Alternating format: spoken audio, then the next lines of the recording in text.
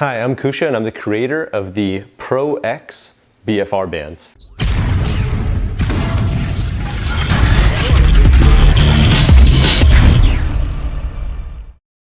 Before we get started with this video, I just want to go over some tips as it applies to BFR training. So with BFR training, a couple things I want you to be aware of is number one, what you're trying to do, the goal is to slow blood flow away from the limbs. So you have arteries that carry blood flow in. Arteries are a little bit deeper. So if you apply too much pressure, or if the strap you're using is too narrow and you apply too much pressure, like some of the things I've seen out there, then you could more likely occlude the arterial blood flow, which is what you don't want. The superficial venous blood flow, which are more close to the surface, that's what superficial means. The venous blood return is what carries the blood out of the limbs, out of the arms or legs. So when you're doing BFR training, the goal is really to only apply the right amount of pressure for the venous occlusion. So you're slowing the blood flow from leaving the limbs. So that's why what I always recommend is when you're tightening your bands, you want to make sure that you start, if we're talking about a qualitative scale of a scale of 1 to 10, 10 being tightest, you want to start at about a 5 to a 7. And I almost recommend starting a little bit less than you think. A lot of people actually over tighten, in my opinion, in the beginning, not realizing that anytime you do any strength training, you're actually doing occlusion training. You're occluding blood flow internally anytime you get a pump. So I recommend going a little bit less tight than you think, maybe a number 5 on a scale of 1 to 10, and then do a high volume warm up. Use very lightweight or bands, and you want to do a lot of repetitions, 20, 30 reps or more, and you want to do a lot of sets, 4 to 6 sets or more, with short rest periods, maybe 20 seconds of rest in between sets. And what you'll find is that after you finish that warm up, you'll go from being a 5 to about a 7, so you'll be at optimal pressure. Another thing I highly recommend is just checking throughout the workout, putting your thumb into the palm of the hand, and just looking at how fast the color refills. Optimal pressure, they say, is usually about a 2 to 3 seconds in refill time. If it's less than 2 seconds, that probably means that it's too loose, and if it's more than 3 seconds, that means it's probably too tight. And if at any time you have any numbness, tingling, any pain whatsoever, take the bands off or loosen them because they're most likely too tight. Another misconception is that you should be wearing the bands closer to the joint if, for example, you're training forearms or calves. It's a big misconception. You actually don't need to do that, and you don't want to do that. There's a lot of nerves near the elbow and near the knee, and you don't want to put pressure on those nerves, so it's not necessary. The other thing about BFR training, the great thing about it is that it has a systemic effect. And what that means is that when you wear them on the upper arms, for example, even if you train chest and back, you're getting a benefit for chest and back. A lot of people think that it's really just for arms or quads, whatever muscle is closest to where you're actually putting the strap. It's not true. It has a systemic effect. So it's tapping into your brain, which makes changes throughout the body, as well as making changes in your biochemistry in the blood flow. So just remember, it's not just for biceps and triceps, it's not just for quads and glutes. It actually does have a big benefit for forearms and grip and calves, even when you wear it at the top of the thighs or at the top of the arms. So now let's talk about your specific bands. Now there's a few really unique things I want to talk about with these bands. Number one, we've completely redesigned and patented this new buckle that's a one-way pull. So all you have to do is slide it on, literally just pull to tighten, and that's it. There's no need to hold the buckle in place and close the cam buckle like some of our other styles. This one's designed to be even simpler. You literally just pull to tighten. You'll also notice that we have numbers on here so you can track pressure. This allows you to have symmetry between side to side, and so you can track how tight you are using them from workout to workout.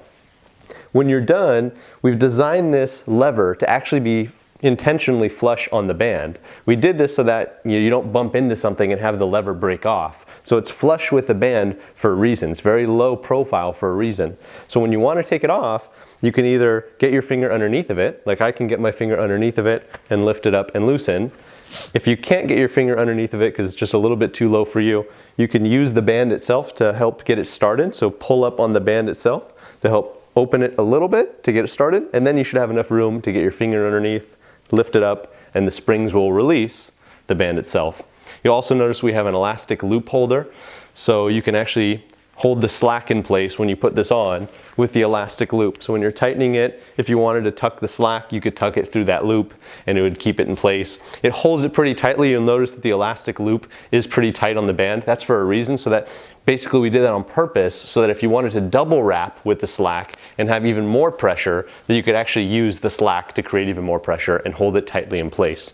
So again, when you're all done, you just loosen it up, pull, and then there you go. This is really cool because this now, ideally will help open up opportunities for you to start experimenting with other forms of BFR training. So in the past, I would recommend people just put on your BFR bands, wear them for the whole workout, but now you might want to experiment with doing drop sets with them because it's so quick and easy to take them on and off and get back to the same pressure you were at before. It's so quick and easy that you can now experiment with doing things like supersets and drop sets and kind of going back and forth between putting them on and removing them.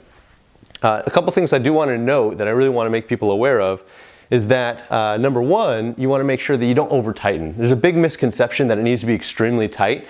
These bands, we actually use this particular width in studies. We had some research studies done at Texas A&M University where this 2-inch width found to be optimal for superficial vascular occlusion. That means that blood flow is getting in. We're not occluding the arteries that carry the blood in.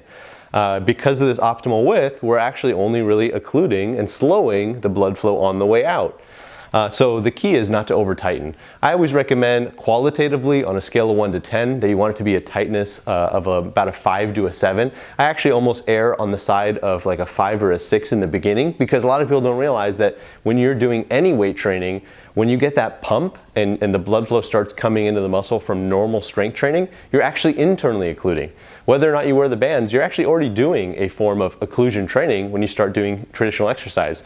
So I would start actually a little bit less tight than you think and then do a high volume warm up. Do a lot of reps, 20 to 30 reps, 4 to 6 sets of an exercise or two, and do short rest periods, and that should help you get to optimal pressure. Another thing I recommend throughout the workout to monitor is pressing with the thumb onto the palm of the hand and just look at how fast the color refills. It should take about 2 to 3 seconds for optimal pressure for that color to refill.